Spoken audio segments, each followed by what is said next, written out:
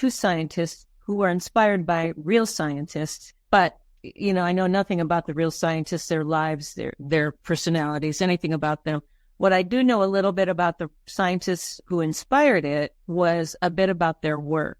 They were working in the 1930s, which is a very interesting era, and I placed my novel in it because Depression era adds a whole level of additional pressures on these two men.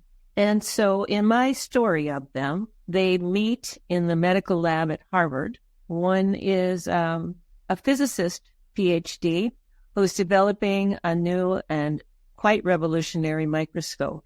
And his name is Dr. Adam Wakefield. The main character's name is Dr. Randall Archer. He's an MD, and he ends up collaborating with the physicist on developing this microscope because he's in the lab. He can provide them with specimen slides which test the strengths and weaknesses of the developing microscope. And so they end up collaborating for quite some time. And eventually they stumble into an area that really shocks Dr. Archer, the MD, and shocks and delights Adam Wakefield, the physicist who is developing the microscope. They find in specimen slides, live specimen slides, now that's quite outside the norm, but live specimen slides, they find a life form that has never before been seen. And this research then kind of takes them down this road that they never expected to be on, and it veers further and further from Dr. Archer's medical education.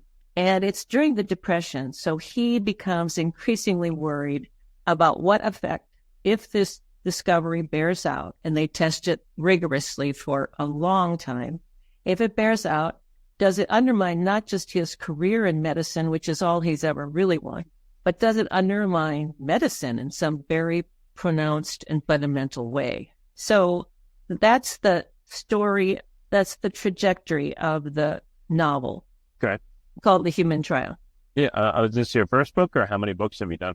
This is my second novel, but this one is the first in a planned trilogy. I plan to take this, it's going to be a multi-generational saga.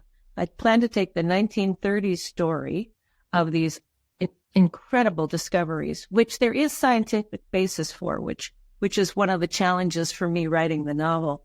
And then maybe you should call these sequels sequelae, the second one, the third one, just to be funny. Yeah, like when you're sick and you have symptoms, the follow-on stuff they call sequelae. So maybe you should call the second and third ones that, just to be funny. I will give that deep consideration. Sure. Go ahead. Sorry to interrupt. It's fine. I like that. So anyway, the first story is set in the 1930s primarily. And that is when the real scientists were actually working. So that made sense. Plus the Depression added additional pressure. And then I'm going to take it into the 70s, another semi-chaotic time in American history. Nixon was being thrown out of office. The Vietnam War was grinding to a terrible halt.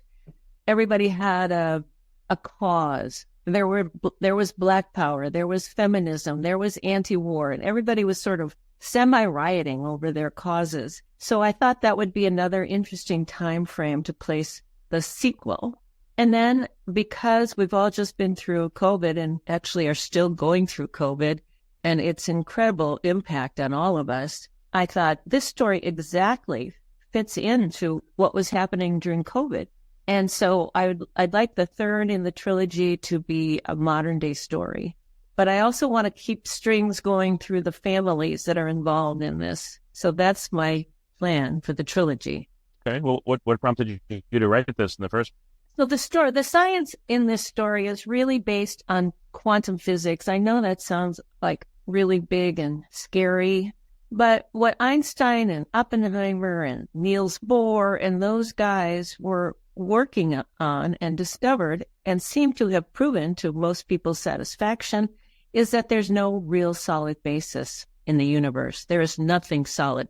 As counterintuitive as that is, if you could look at your desk, your body, anything at its most fundamental level, it's sub microscopic level, you would find nothing but these vibrating packets of energy called quanta, which coalesce in an infinite variety of condensations to create absolutely everything.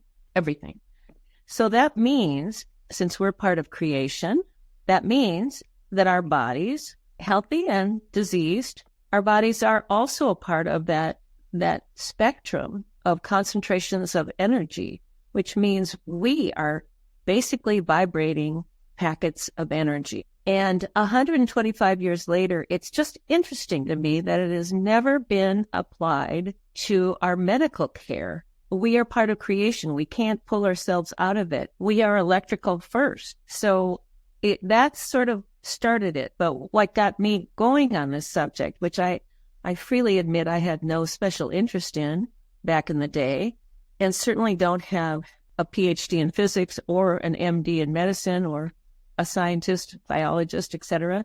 I had several personal experiences that really started to open my eyes.